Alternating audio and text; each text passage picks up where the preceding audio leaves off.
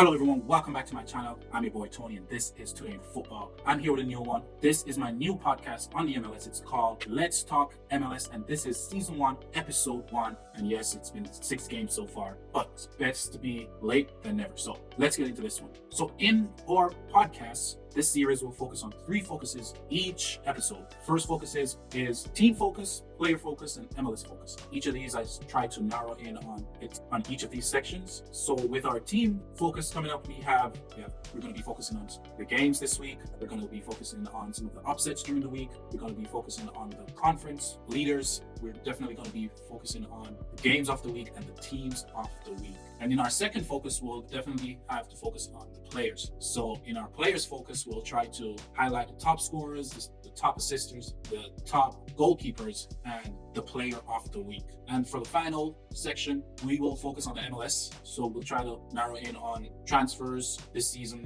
for this week, rumors for this week. We'll definitely narrow in on US Open Cup. We'll definitely have to talk about the US men's national team and what's going on there. And a bonus section where we have to highlight the fans of this week. So stay tuned, all of that and much more coming up. Don't go anywhere. So this week we had a jam-packed game week. 13 games were played this week and they were phenomenal. Most of the games had goals in them, which you always like to see as a soccer fan or as a football fan as you like. Most of these games had goals in them. I think there's a few games that drew, but most of these games, goals were scored and you just always love to see it. It was a very exciting week. A lot of big teams got humbled. Notably, Columbus Crew lost to Charlotte. I was not expecting that at all, Columbus Crew losing. I think this was their first loss of the season and it came in a game where they went down one player. To me, when I watched this game, I couldn't help but think, and this is just all speculation. There was something going on with the referee that I didn't like at all. I just didn't like how he was definitely on Charlotte's side the entire game. He was so ready to give that red card for the player. I think it was a challenge. The most it might warrant was a yellow card, but the player got sent off right away. So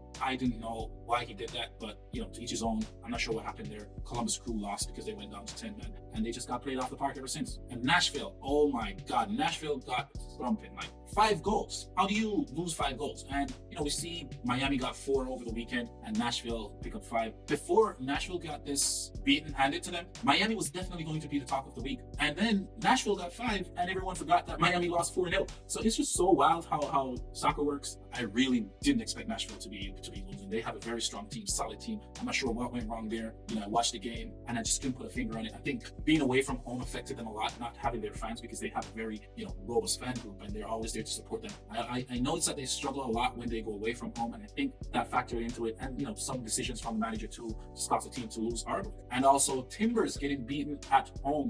Trust me, man, that was just terrible. They lost 1 goal to 3 and they were in this game. I just don't understand how they lost. They the shots on target was on point, passing, everything. They were playing their Timbers ball game, right? But for some reason they lost the game to the Union. The Union was a better team on the day because they converted their chances, took their opportunities, and just played them off the park. Not really played them off the park where Timbers was not in the game, because for the majority of the game they were in the game. It was a bad day in the office for the Timbers and they lost in front of their fans. And you have to give a big shout out to the Timbers fans, because even during the game when they were losing, they were beating their drums and their voice were heard. Even though the team lost, they still supported the team, and you just love to see it, right? You just always love to see fans supporting the teams through thick or thin. So talking about Charlotte and Columbus Crew and Timbers versus Philadelphia Union, I think those were 2 of the biggest upsets during the day. Also, you could squeeze Nashville in there, saying losing 5-0, and Miami too, losing 4. You could put within that group as an upset, because I wasn't expecting Miami to lose that game, but they did, right? It happens. They lost the game. But the games that I really wasn't expecting these teams to lose was Columbus Crew getting beaten and Portland Timbers losing at home to the Unions. And an upset that I was looking forward to during the game that just didn't happen was Kansas City versus LA Galaxy. That was going to be a massive upset. LA Galaxy is one of the top teams in this league. We all know it. They're not at their best, but the season just started, so you can't write them off just yet. But trust me, that was going to be an upset. And the reason why it wasn't an upset is because of the same pattern that we keep seeing in the MLS week in, week out. Management of game. Or you can put it the other way around. Game management. Game management for most teams are poor in this league, and you must admit it. If you watch the MLS and love it as I do, you surely can admit that game management is not the best in this league. Like normal teams, like European teams, especially in the Premier League, if you're up 2-0 against a strong team, what do? The obvious answer is to sit back, absorb the pressure, and defend. That was not on the tables for Kansas City at all. They still kept going for another goal, kept pressing LA Galaxy, and Galaxy woke up. Ricky Pugh started running the game, and Jovic just went crazy, right? He got his goal as usual, 5 goals within 5 games, and top striker in this league. You can't deny it. But they should not have won this game in my eyes. They should have lost this game if Kansas City had managed this game properly from the start. So now we'll try to focus on the conference leaders and who's leading the conference, the standings of each conference, and just the overall picture of the MLS right now. As we can see here in the Eastern Conference, FC Cincinnati, you always like to see, teams like this move up the league. FC Cincinnati is currently leading the league with 11 points, with Inter Miami playing 6 games, 1 game more than FC Cincinnati, following just behind them with 10 points. I feel like it's been a minute since Inter Miami had moved from near or around 10 points. I'm not sure what's going on there. They're really starting to pick up some losses now. I think in their last 5 games, they've lost 2 games and won 2 and draw 1. Right, so it's not a good return for a team, for such a huge team with such big players, but they're currently sitting at second. New York Red Bulls climbing up this league. Eventually, I think they'll just go on a decent run and just hit it out the park. Columbus Crew, they are stuck in 4th because they lost. If they had won this game, they probably would be leading with 13 points. Toronto FC, I really do not doubt this team. I think they're going to move up the league pretty fast. Strong players, Insigne and Bernardeschi, good players, and I think these players will propel Toronto FC up the table eventually. We'll see in time. And the wild card that I'm really watching for is FC Montreal. With only 4 games played and 7 points from 4 games, all they have to do is win their next 2 games and they're leading the league, right? They're 2 games behind, and with only 4 games played, they've only lost 1 game and draw 1. So a good return for this team, and I think there's much more to come from FC Montreal. Charlotte is at 7, as you can see. Atlanta United, 4 points, 4 games played with 6 points. They're another team too. If they just win their 2 games in advance, then they could move up the league. We noticed there's a massive jump from Philadelphia Union in this table on the Eastern Conference side, where winning their games gave them 3 points and gave them one of these coveted position in the MLS right now, where they are currently in the playoffs. As things stands, can they maintain it? We'll see. Over here in the West, we have Minnesota United leading the West currently, with LA Galaxy following close behind on 9 points. But we have to pay attention to Minnesota's only 4 games played. Winning their next 2 games will set them apart from the pack, and if they do, I think it's a no-brainer. They're going to get that automatic spot into the playoffs, and I think they can maintain it. I definitely think they can maintain it. LA Galaxy just behind, strong team. We'll see what happens with them. They have not lost any games yet, just like Minnesota and Cincinnati. I think those 3 teams are currently the 3 unbeaten teams in the league. Can you believe it? After 6 games, only 3 unbeaten teams. Vancouver Wildcats at 3. Well, we all know it wasn't a good week for the Pacific Northwest. It wasn't a good week for the Cascadians. They all lost. It's sad, but they all lost, and it just happens. Portland right behind Vancouver, and Seattle Sounders all the way in 14th. So we'll see what's going to happen with the Cascadia Cup, and if Seattle Sounders could actually jumpstart their season and start picking up some points to challenge it within this cup and within the league. Don't forget they play in the league also. It's not just a Cascadian Cup. LAFC, I'm not sure.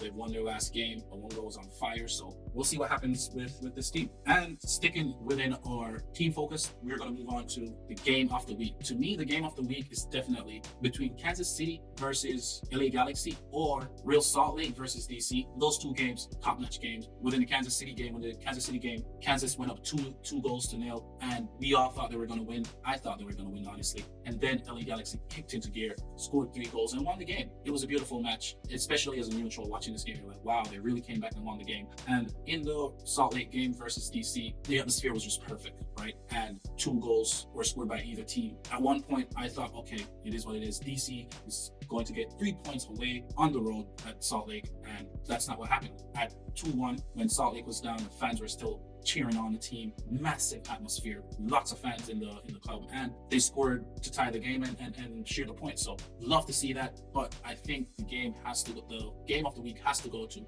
for me at least, has to go to Kansas City versus LA Galaxy for what they pulled off and come back into this game to win. And for the team of the week, I believe the team of the week should definitely go to FC Cincinnati. They've not lost any games within the MLS as yet, and they're really kicking up form right now. They're definitely moving up the table. They're top of the league.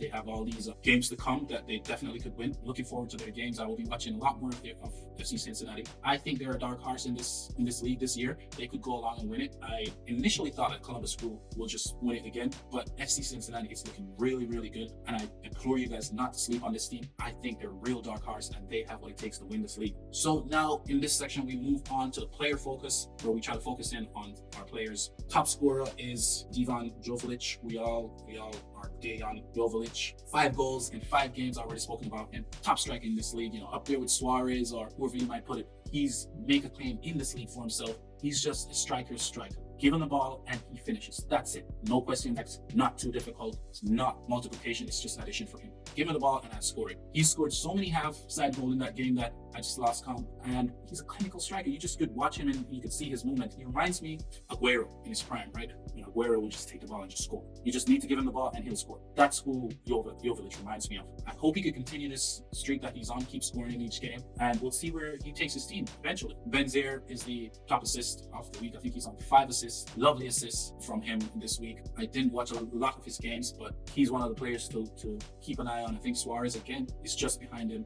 Getting assists in this league is tough, man, because I've seen a lot of goals that I think should have been scored and these players would have been much higher in the assist sheet. I've seen a goal that a player should have scored that Owanga gave to him and he missed. And you see a lot of these misses. So getting an assist in this league is very hard. So when you see a player with 5 assists, 4 assists, 3 assists, it's something that you have to focus on. And I think Benzema deserves his credit for getting 5 assists within just 6 matches. Goalkeeper of the week goes to Roman Salentano from FC Cincinnati. He kept a clean sheet. One of the saves that I saw he pulled off was a game-saving save.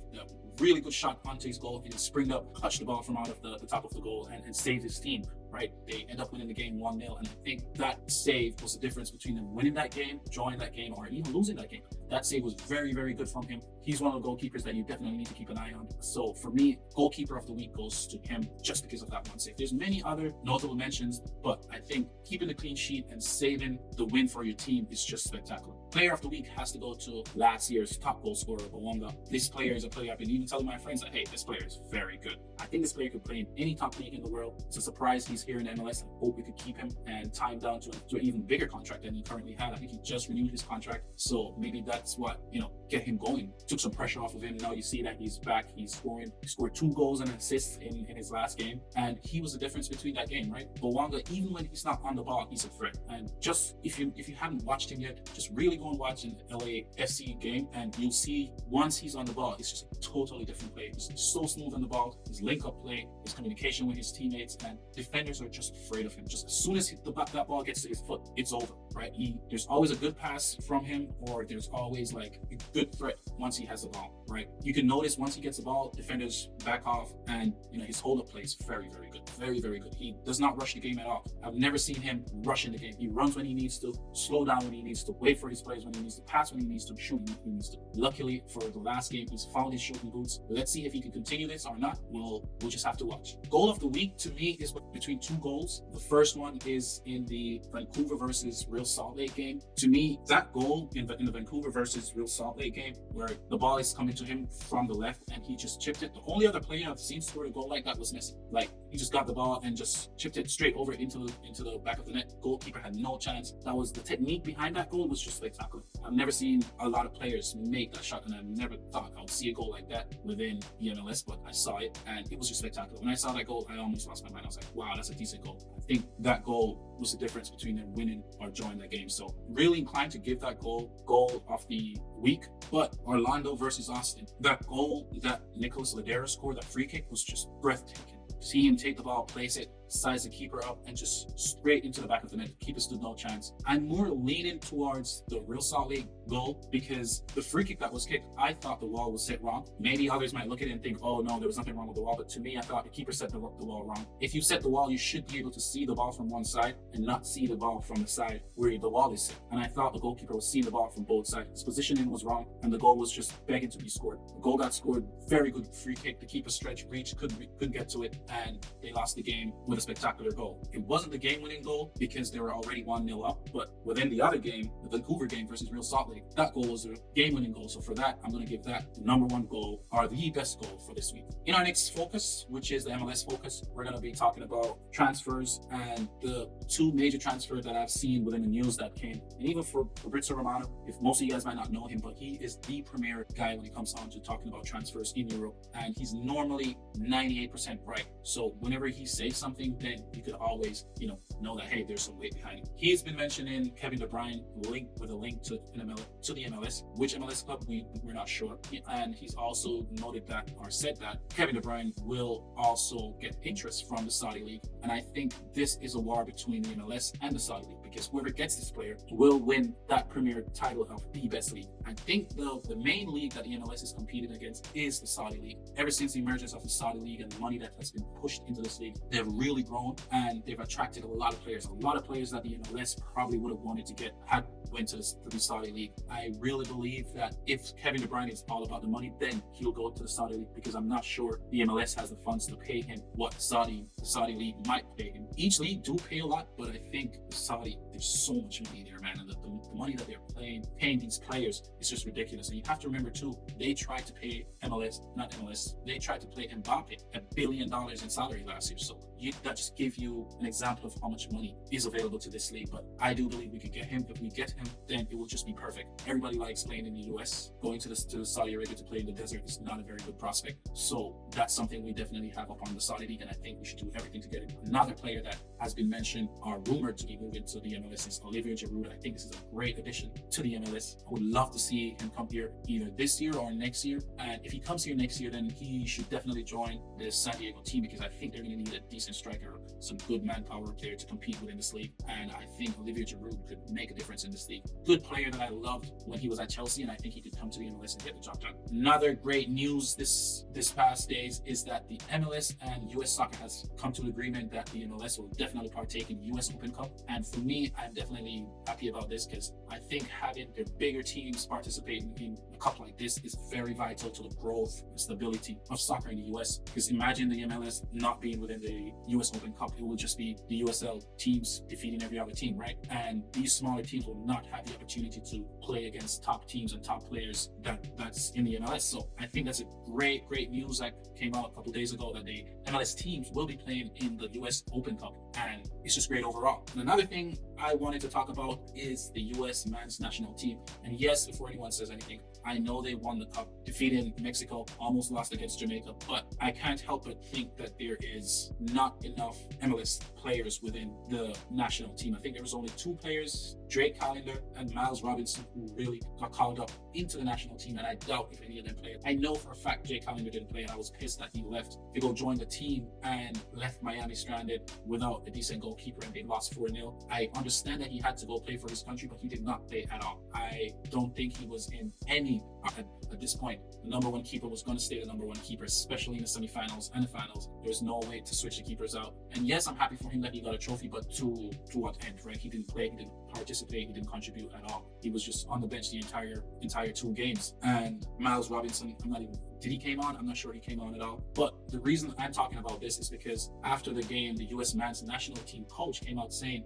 thanks to the MLS for developing these players. And yes, we understand the MLS developed these players, but most of these players don't play in the MLS anymore. We develop them and we ship them out. And doing that, soccer does not grow in the US, right? We develop our players, we ship them out, they come back, play for the national team, and we do not pick MLS players to play in the national team. I think at least 6 players from the MLS, every roster announcement should be in the MLS. What about our young players? Nobody's playing our young players. We're developing these boys, and we're not even giving them a call up into the national team. There's so many young players that I can think of that deserve to at least sit on that bench and get some experience within the national team, and they just didn't. A lot of our players came from European clubs, and a lot of those players haven't been playing. I get that we won, and there ends this episode. But before I go, I'd like to throw in a bonus section, and this section is all about the fans. The number 1 fans of this week, or the best fans of this week, have to go to Real Salt Lake after their performance against DC. I think the fans was the major difference within that game. If it wasn't for the fans, I think they would have drawn that game, or worse, lost that game. So there were so many fans in that stadium. It was just so beautiful to watch. They were cheering the entire way. I'll never forget when the camera panned into the crowd and I saw this elderly couple standing up and clapping and cheering for their team scoring that last goal to draw the game. It was so beautiful. think the fans sang out their throats, really let their voice be heard within that stadium, and it was such a packed stadium. I also have to give honorable mention to the Portland fans because they too had a massive turnout. It was just so beautiful to see. Likewise, the Orlando versus Austin game, there's so many fans in that stadium. I think more and more you're seeing more people coming out to these games, and I think that's how you're going to grow the MLS. You have to get the fans in the stadium. I was watching the New England game and there was nobody. There was just a few fans up in the stadium, had their shirt off. Those were the ultras, and you have to give thanks to them too. But the stadium was definitely empty, and New England has to do something about these games because no one is showing up, right? The games are empty. I'm not sure if it's because Foxborough is so far from Boston why no one is showing up, but there's no one in the stadium. Anyhow, let's not dwell on bad things. My hats off to the Real Salt Lake fans who really turned out and supported their team. Anyhow, here ends this episode of Let's Talk MLS. Thank you guys for joining me, and stay tuned for the next one.